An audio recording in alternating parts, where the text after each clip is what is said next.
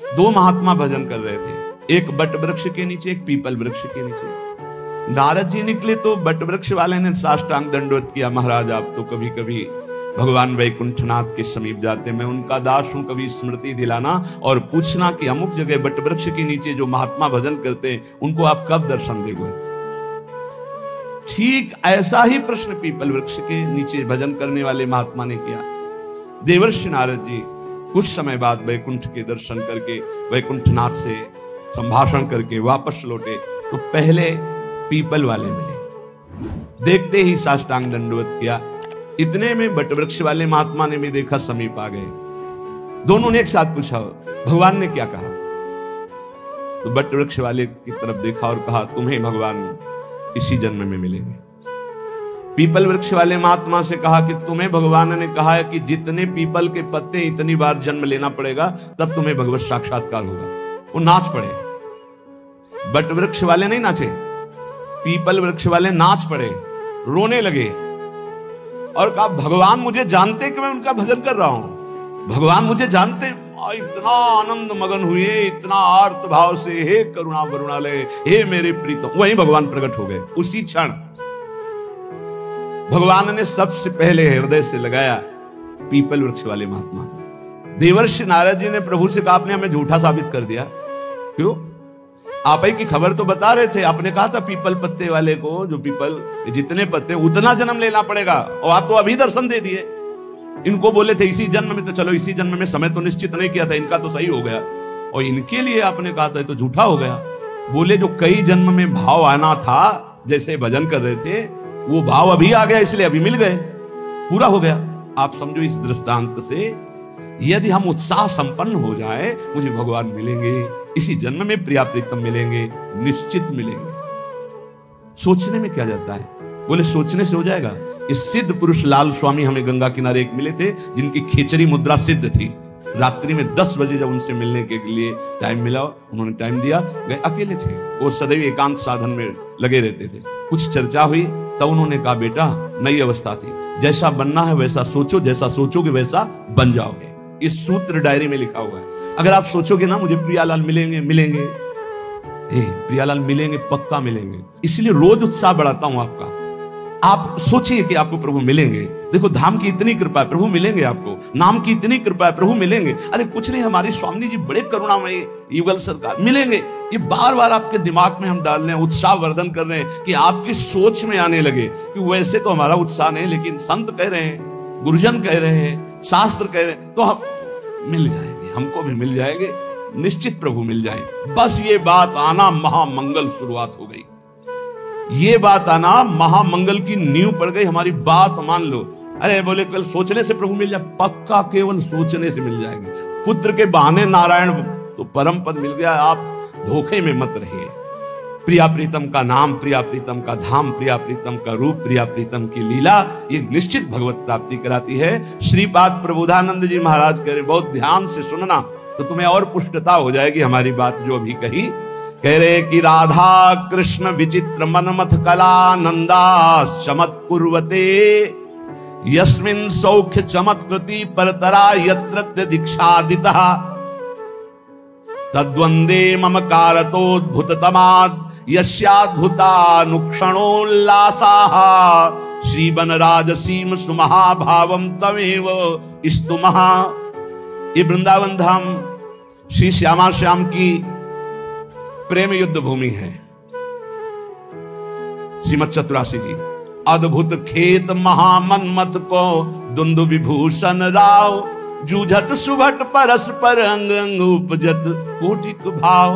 ये अद्भुत खेत माने समर भूमि, प्रेम की समर भूमि है। ये प्रेम का युद्ध होता रहता है। हाँ प्रिया प्रीतम, प्रेम का अद्भुत खेल। कह रहे यहां जो शरणागति दीक्षादि लेता है प्रिया प्रीतम की, राधा कृष्ण विचित्र मनमथ कला नंदास चमत कुर्वते। मनमथ कहते हैं काम को भी और मनमथ कहते हैं प्रेम को भी। अनंग कहते हैं काम को भी, अनंग कहते हैं प्रेम को भी। तो जगत में जहां प्रेम शब्द का प्रयोग होता है वहां शुद्ध काम ही है, मलिनता, केवल स्वसुख वांछा।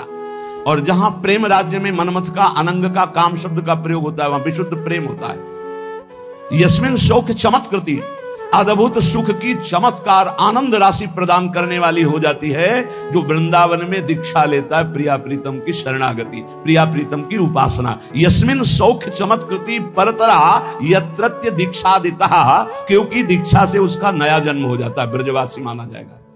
एक होता है मां के गर्भ से जन्म लेना, एक होता है गुरु के द्वारा नाद से जन्म होना। एक बिंदु से जन्म माना गया माता पिता के, और एक गुरु के नाद से जन्म माना जाता है। ये नई दीक्षा जो हुई, ये नया जन्म हमारा है।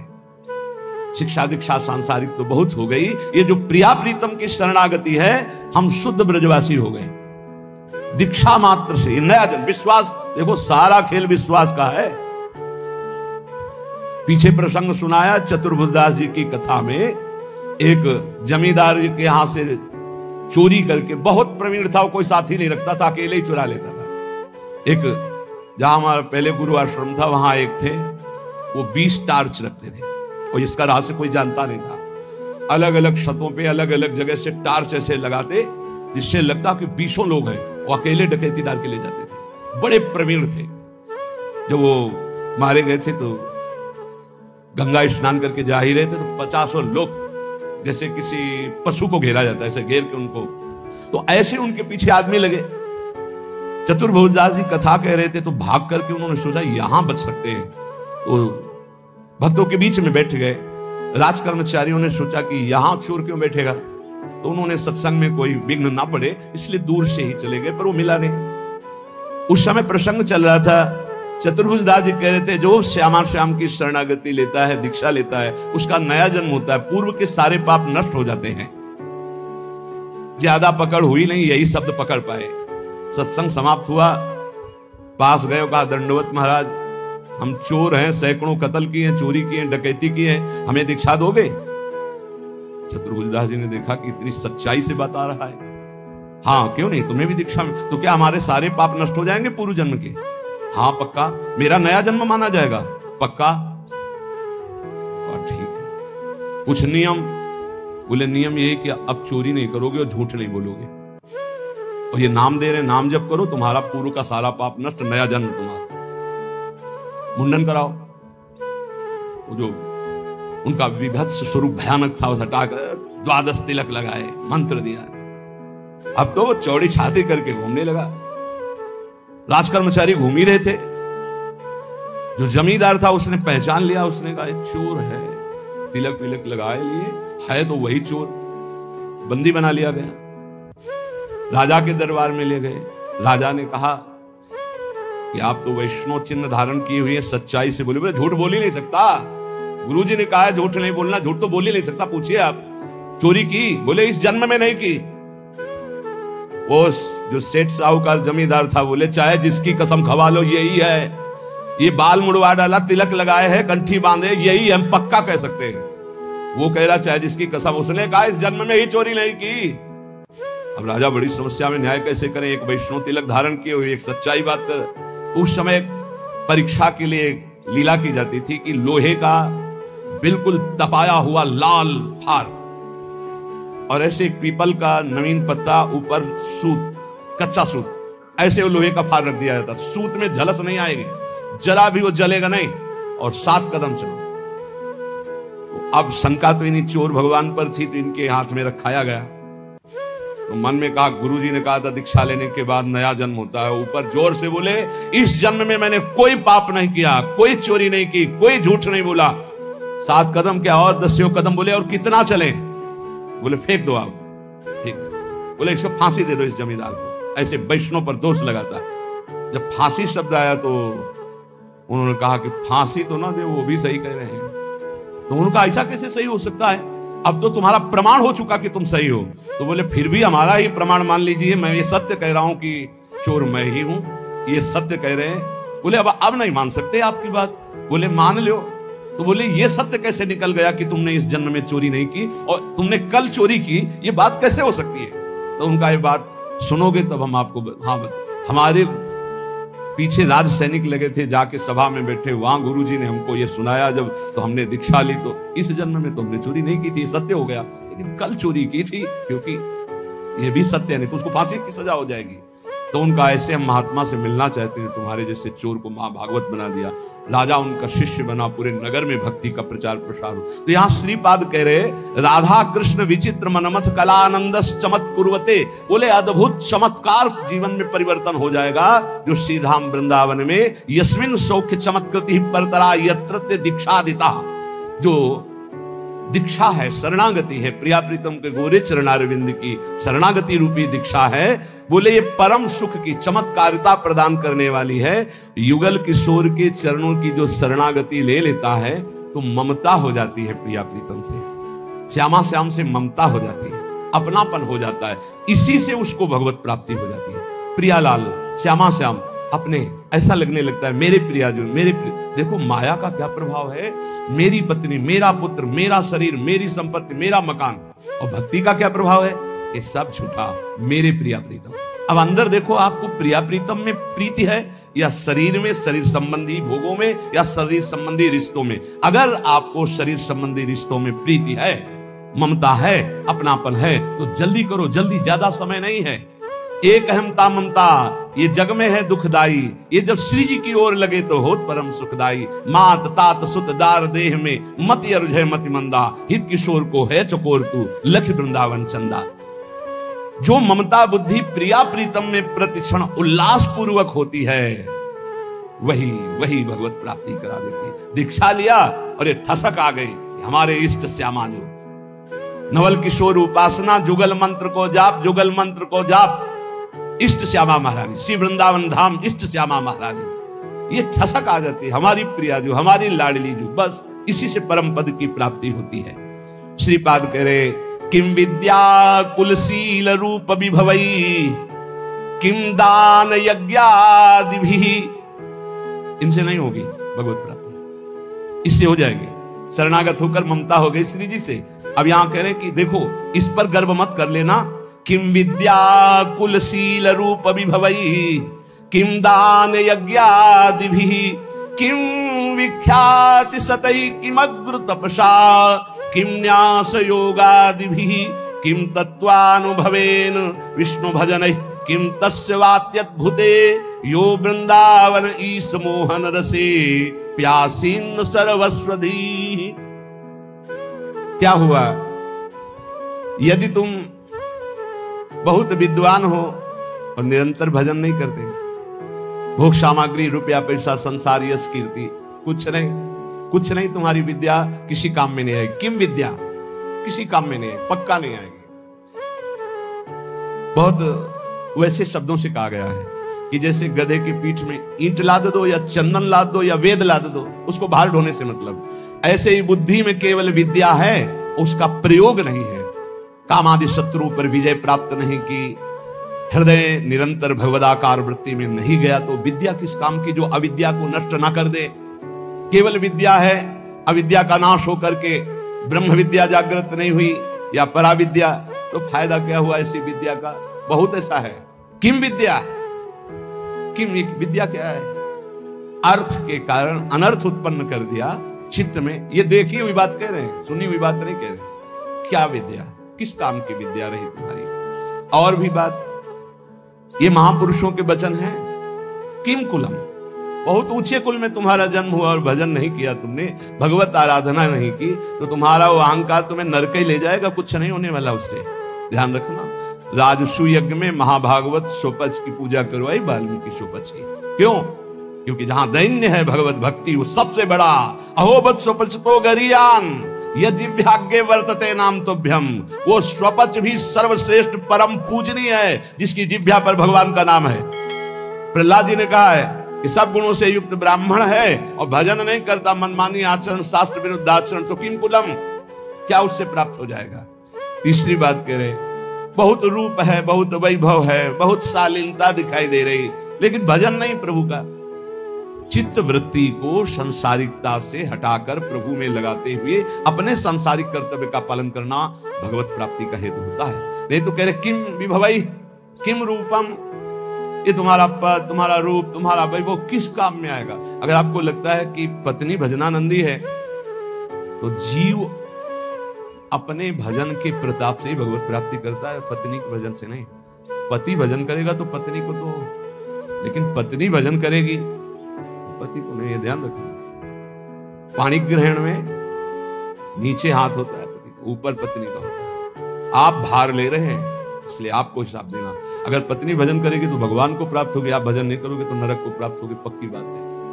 और आप भजनानंदी हो, पत्नी आपके प्रतिकूल आचरण करेगी तो नरक जाएगी, और अगर अनुकूल आपकी सेवा में भगवत भाव से लगी है तो उसका यही भजन उसको भगवत प्राप्ति करा देगा। सिद्धांत को समझना है। और ऐसा नहीं है कि जैसे कहा जाता है कि एक जन्म नहीं है तो 7 जन्म का बंधन है, नहीं कहा जाता बंधन। अरे 7 सेकंड का तो भरोसा नहीं। दुनिया में लाखों का मेला जुड़ा, हंसा जब जब उड़ा अकेला उड़ा। ये नहीं आएगा कि थोड़ा ये साथ ही विमान में बैठा ले, ऐसा नहीं होगा कि पत्नी पुत्र परिवार इस जगत के नाटक मंच पे है, जहां ये शरीर छूटा सबका अलग अलग हिसाब किताब अपना है। ऐसा थोड़ी कि जैसे एक लड़का लड़की प्यार का नाटक करके देखा कि नहीं मिल पाएंगे, बोले जहर खा लो तो जन्म जन्म के साथी बन जाएंगे। अरे सारे प्रेत बनोगे, नरक में जाओगे। जन्म जन्म क्या जानते हो जन्म जन्म? हाँ, एक बात हो सकती है, दोनों मिलकर डट के भगवान का भजन करो, भगवान से प्रार्थना करो तो दोनों भगवान के धाम में, जैसे हमारे गुरुदेव भगवान सहचरी बप्पू, उनके प्रसाद से अपने लोग, तो वहां सब पता चलता है मेरे गुरुदेव, जैसे अभी गुरुदेव भगवान वैसे वो उस समय भी गुरु रूपा सहचरी के हर समय साथ रहेंगे। हमारे साथ रहना है, वैसे ही आनंद लेना है। श्यामा श्याम का भजन करो, एक ही साथ चलेंगे, एक ही जगह प्रोग्राम होगा और एक ही जगह बैठ के प्रसाद पाएंगे, एक ही इष्ट के साथ खेलेंगे। और क्या इतनी बड़ी जगह है कि पूरा विश्व चला जाए तो भी जगह बनी रहेगी। और इतना बड़ा प्रताप है कि हर उपासक को यही अनुभव होता है कि मेरे प्रिया प्रीतम सामने दर्शन और सबको सेवा। सोचो, सबको सेवा, अरे बड़ा दिव्य, वो बुद्धि की बस की बात नहीं। श्यामा श्याम का भजन करोगे तो जिसके साथ रहना चाहोगे वो भी पहुंच जाएगा, वो साथ ही भजन करो दोनों। अगर पति पत्नी दोनों श्यामा श्याम का भजन करें तो दोनों सहचरी बप्पू से श्री जी की सेवा में पहुंच जाएंगे। पर ये बोध थोड़ी रहेगा कि ये पति पत्नी, गुरु शिष्य का तो बोध रहेगा, क्योंकि सच्चिदानंद में कि मेरी गुरु रूपा सहचरी है, ये बोध रहेगा, पहचान रहेगी। लेकिन वहां पति पत्नी सांसारिक संबंध नहीं रहेगा, पर रह सकते हैं दोनों वहीं श्री जी की सेवा में सखी स्वरूप से या भगवत धाम में हरि पार्षद रूप से। तो कह रहे रूप विभव पद प्रतिष्ठा ये तुम्हें भगवत प्राप्ति नहीं कराएगी, नहीं, यही सर हो। भजन नहीं करोगे तो वहां थोड़ी सर माने जाओगे। नहीं, जब मुजरिम बना करके तुम्हें ले जाया जाएगा तो वहां साहब वाली थोड़ी मिलेगी। देवराजेंद्र के पद में है, त्रिभुवन के सर हैं, और फिसल गए तो सर्प बनाए गए।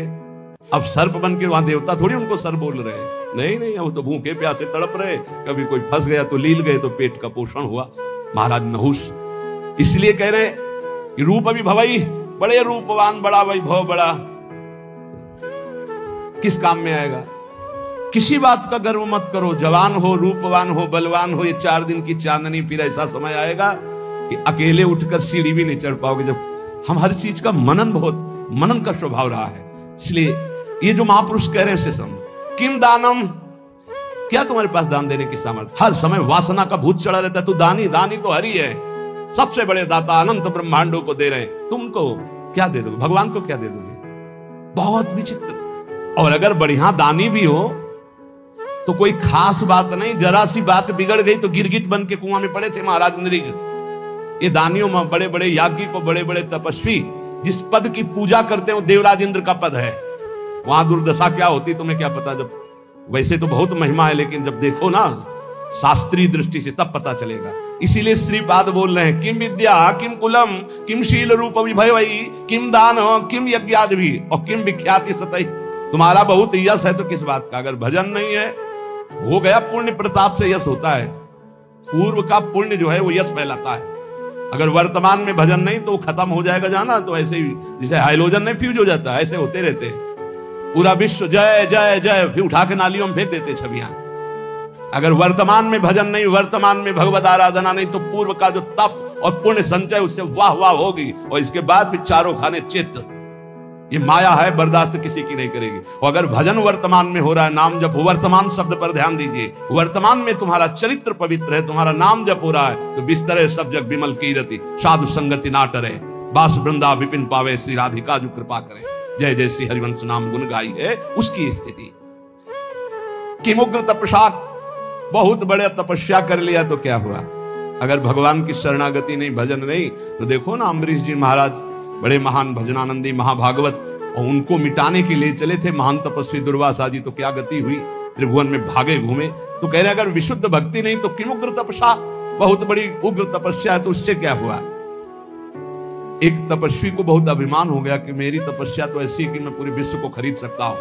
तपस्या की थी, और वो जिस महात्मा से देखो उसी से अकड़ दिखा रहे थे। तो जिस जंगल में रहते थे उस जंगल के सरोवर को सुखा दिया भगवान ने, और वर्षा हुई नहीं। अब वो प्यास से व्याकुल हो गए।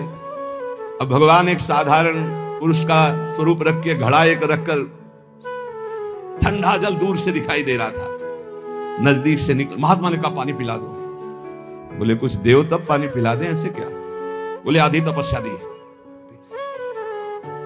जब पी चुके पूरा जल पी गए, घड़े का 2-3 लीटर जो था, आहा, बोले आधी तो ले ली, अब एक घड़ा जल और बताओ, दूसरी ले लो। जब बताना हम लेके आ जाएंगे। तुम तो कह रहे थे पूरी सृष्टि को खरीद लेंगे अपनी तपस्या से, और 2 घड़े जले में बिक गए तुम्हारी सारी तपस्या। क्या रहा तुम्हारे। अहंकार नहीं, ये वायु, ये अग्नि, ये जल, ये पृथ्वी, ये तुम्हारा पोषण कर रही। अहंकार मत करो, उसी से तुम्हारा शरीर बना है, उसी से तुम तप कर रहे हो। तो भगवान की जय जयकार करो, अहंकार करने की जरूरत नहीं। तुम्हारा जितना तप है 2 घड़े जल में बिक गया। एक बड़े तपस्वी थे, वो एक शांत चित्त भजनानंदी महात्मा, तो गंगा पार कर रहे थे नाव में बैठकर शांत चित्त। अब उनके साथ बहुत से शिष्य थे जो उनकी सेवा परिचर्या में थे। ये बात देखकर एक तपस्वी महात्मा अपमान करने के लिए खड़ाऊ पहनकर गंगा जी में ऐसे साथ साथ चलने लगे। तो जो अज्ञानी जन थे हो गए, वाह भाई महात्मा हो तो ऐसा, क्या महात्मा खड़ाऊ पहनकर गंगा जल से निकल रहा है। जब पार गए तो उन महात्मा जी बिल्कुल उदास जो नाव में बैठे थे, गए उन महात्मा से कहा, महात्मा क्या है भीड़ बटोरे घूम रहे हो, कोई तप है तुम्हारे अंदर। कुछ नहीं बोले, तपस्वी होकर के नाव में बैठ करके आ रहे हो, कुछ नहीं। नाविक से बात की महात्मा, भैया प्रति सवारी कै रुपया होता है। बोले 2 रुपया।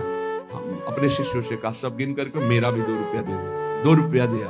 जब सब चले गए तो उन महात्मा से कहा, रुको महात्मा, जिन गंगा जी को भगवान शंकर ने सम्मान के लिए अपने मस्तक पर रखा, उन गंगा पर पादुका से चलकर अपने तप के प्रभाव से सारे तप को नष्ट कर लिया। जो तूने सारे जीवन का तप नष्ट करके पार किया, वो 2 रुपये में पार कर लिया। वो 2 रुपये में पार। ये अगर तपस्या का अहंकार हो जाए तो 2 कौड़ी की तपस्या हो जाती है। श्रीपाद कह रहे हैं कि मुग्र तपस्या और न्यास योगादि भी। और एक बात कह रहे हैं, क्या हुआ तत्व ज्ञान, तत्व बोध होना अलग बात है, क्या हुआ तत्व ज्ञान हुए। यदि भगवान से आपका चित्त नहीं जुड़ा तो तत्व ज्ञान बघार लो, केवल उससे कोई आत्मानंद की अनुभूति थोड़ी हो जाएगी। तत्व ज्ञान होना अलग बात है, तत्व बोध होना अलग बात है। तत्व ज्ञान की चर्चा कर लेना अलग बात है, तत्व बोध होना अलग बात है। फिर आगे कह रहे, ये बड़ा सूक्ष्म विषय है। अगर आप किसी लोकांतर की चाह के लिए भजन करते हैं, वो भी महत्वपूर्ण नहीं है। महत्वपूर्ण है प्रेम प्राप्ति के लिए। हमें प्रभु से प्रेम, सच्चे भजनानंदी का स्वरूप क्या होता है, हमारा भजन कभी छूटे ना, और इसका फल ये हो कि जिनका हम भजन करते हैं उनकी स्मृति में हम तड़पे रोएं। ये खास बात। इसीलिए यहां कह दिया किम विष्णु भजनाई, क्या किसी लोकांतर के सुख की चाह करके भजन करना।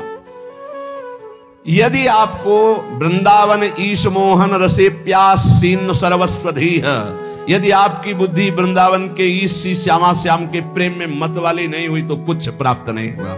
जीवन का सार भगवत प्रेम, क्योंकि प्रेमी महापुरुष है। भगवत प्रेम, तत्व बोध भी आत्म प्रेम है, उसमें मुझे कोई संशय नहीं। तत्व ज्ञान और तत्व बोध होना बड़ा अंतर है। जैसे हलवा बनाने का ज्ञान हो जाना और हलवा बना करके खा लेना, इतना अंतर है। तत्व ज्ञान हलवा बनाने का ज्ञान हो जाना, और तत्व बोध हलवा बनाकर खाकर उसका स्वाद ले लिया, वो तत्व बोध। श्री भरथरी जी महाराज कहते हैं कि मुझे लगा था कि मैं बहुत ज्ञानी हूं। संतों के वचन बहुत अमृत में होते हैं। कह रहे हैं कि यदा किंचित ज्ञोहम द्विपयु मदांधा समभवम, मुझे लग रहा था कि मैं चक्रवर्ती सम्राट हूं, मैं बहुत पुण्यवान हूं, मैं बहुत महात्मा हूं, मैं बहुत ज्ञानी हूं।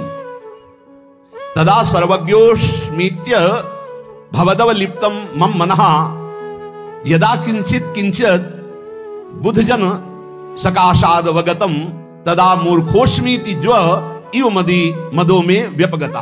आज मुझे पता चला कि मैं मूर्ख हूं।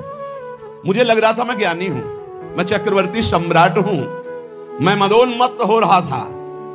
लेकिन जब मुझे इस संसार का रहस्य पता चला तो लगा मैं मूर्ख हूं।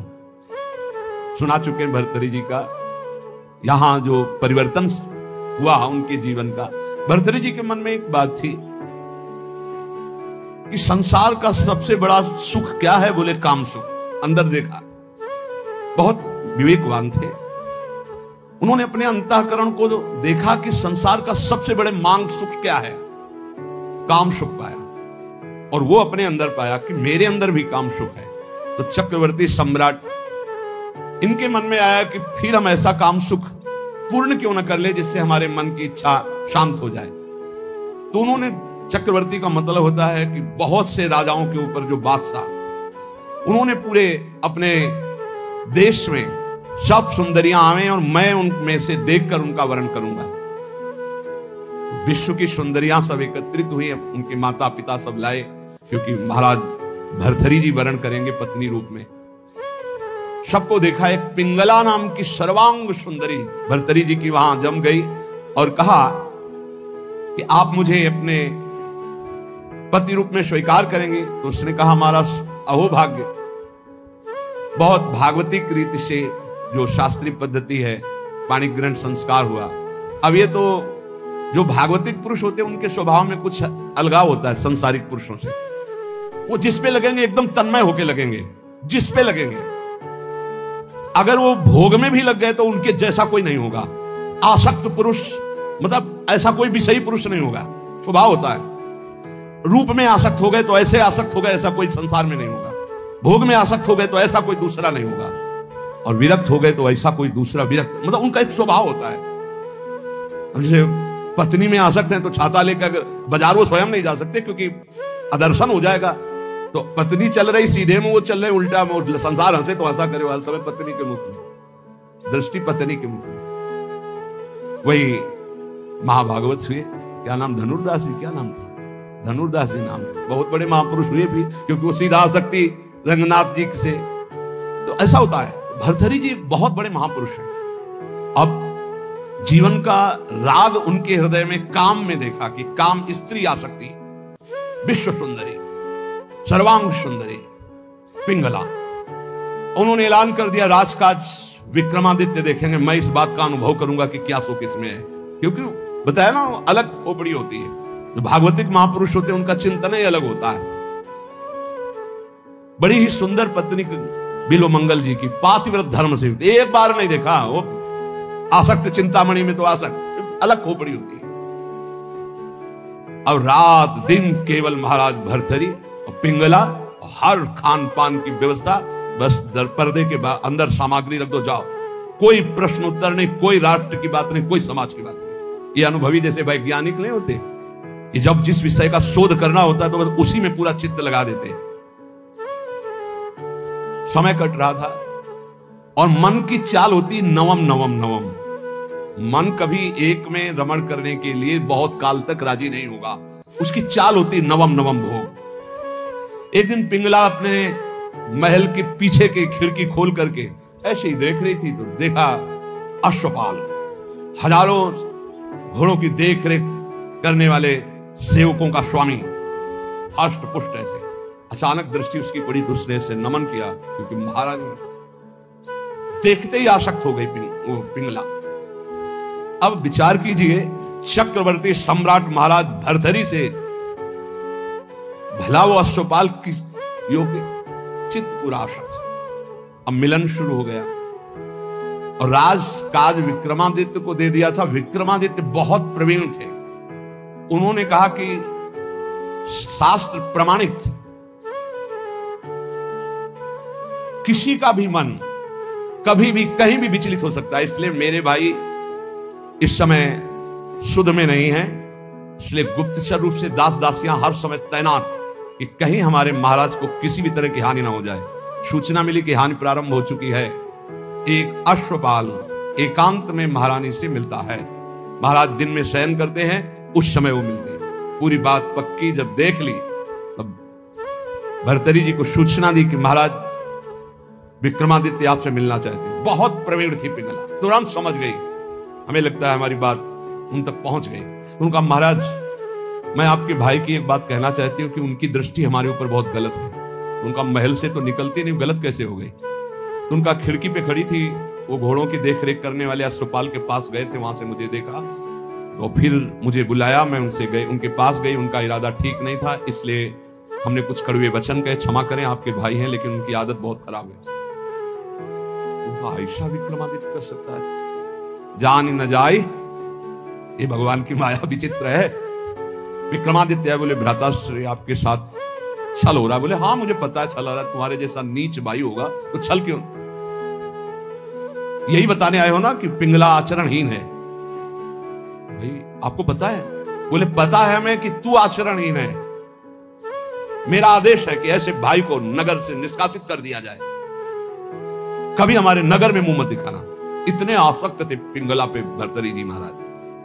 विक्रमादित्य कुछ बोल ही नहीं पाएगी। ये क्या बड़े बड़े जो मंत्री थे उन्होंने बोलने की हिम्मत नहीं रह गई कि जब भाई के प्रति ऐसा, इनका तो कोई नहीं बोल पाया और निकाल दिए गए। पर मंत्रियों ने उनको सुरक्षित रखा।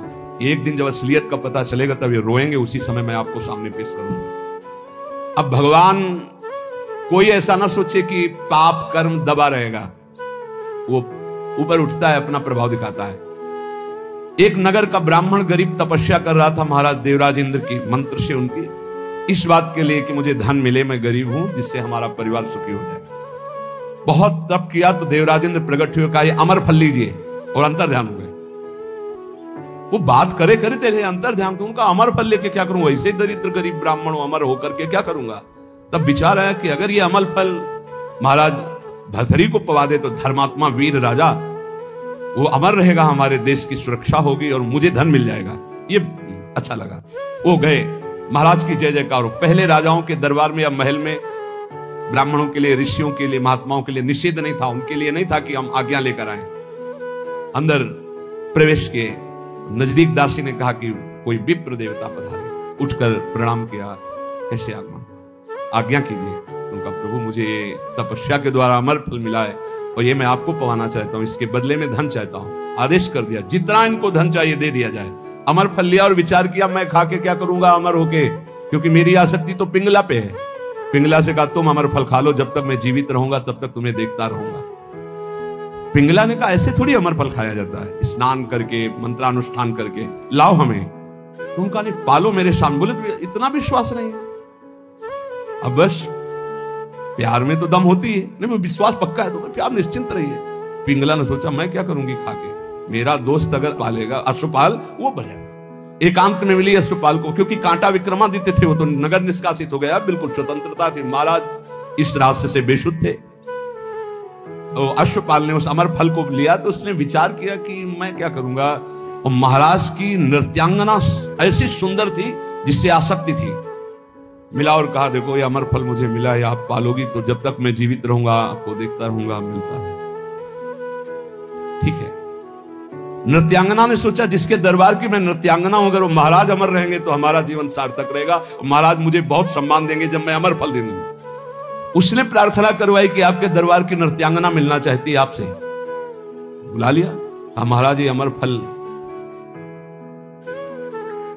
महाराज ने कहा तुझे अमर फल कहां से मिला?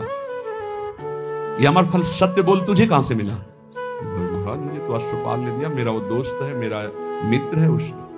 और उस समय पिंगला वहां नहीं थी। तुरंत अमर फल लिया और बोले तुम्हें जो संपत्ति चाहिए हम देंगे, कल हम दरबार में आते हैं। दरबार में गए, सब सभा एकत्रित, वर्षों के बाद आज दरबार में आए थे। तब उन्होंने कहा बुलाया जाए जिसको अश्व जो घोड़ों की सेवा में आया। सत्य बोला तो तुझे माफ कर देंगे। बोल इस फल को पहचानता है? हाँ सर, ये अमर फल है, तुझे कैसे मिला? सत्य बोलना, अगर झूठ बोला तो उनका अगर हमारे प्राण माफ किए जाए तो बिल्कुल सभा में कहता हूं कोई दंड नहीं मिलेगा। उनका महारानी पिंगला ने दिया। ठीक, जाओ बुलाओ पिंगला। अब वो तो सज धज के आ रही थी कि आज दरबार में पार्श्व में विराजमान होंगी सिंहासन, कटघरे में खड़ी और तलवार निकाला और कहा, देखो मेरे देश के विप्र ने तपस्या की थी, अमर फल दिया था, इनको पवाया था, ये अमर है और मैं काटूंगा, ये मरेगी नहीं। ये महाराज क्यों, क्या तुझे अमर फल पर विश्वास नहीं? सर झुका, कहां है वो अमर फल? सत्य बोल तो तुझे माफ करो। बोले अश्वपाल को दिया। क्या मेरे से श्रेष्ठ है अश्वपाल? मैं चक्रवर्ती सम्राट भर्तरी तेरे योग्य नहीं रहा? धिक्कार है ऐसी बात। तभी कह रहे यदा किंचित व्योहम द्विपयु मदांधा संभवम। मैं मदांध हो गया था, अपने को ज्ञानी समझता था, अपने को बलवान समझता था, अपने को राजा समझ। उसी समय भर्तरी जिनका धिक्कार है, मैं चक्रवर्ती सम्राट, मुझसे पिंगला तृप्त नहीं, पिंगला से अश्वपाल तृप्त नहीं, अश्वपाल वैश्या से प्रेम करता है। धिक्कार है, कहां प्यार है, कहां अपनापन है? और मुकुट उतार के रखा और कहा कि आज अगर विक्रमादित्य होते तो मुझे ये चिंता नहीं होती कि मेरे राज्य का क्या होगा। तब मंत्रियों ने कहा, आप महाराज निश्चिंत रहें, व्यवस्था पूरी, विक्रमादित्य सुरक्षित है। तो उनको यहां विराजमान करो, मैं एक क्षण भी ऐसे प्रपंच में नहीं टिकूंगा। महावैराग्यवान होकर भर्तरी जी के श्लोक बैरागियों के अमृत है। वो कह रहे हैं कि मैं बिल्कुल अज्ञानी था, मदोन्मत्त मदांध था। उस समय मेरा मन यही सोच रहा था कि मुझे बहुत ज्ञान है, मैं बहुत प्रवीण हूं। लेकिन आज जब भगवान शंकर की कृपा से ज्ञान हुआ, तब मुझे लग रहा है कि मैं घोर अज्ञानी, घोर विषयी, मदांध था। मेरा अहंकार दूर हो गया कि मुझे ज्ञान था। आज असली ज्ञान हुआ मुझे।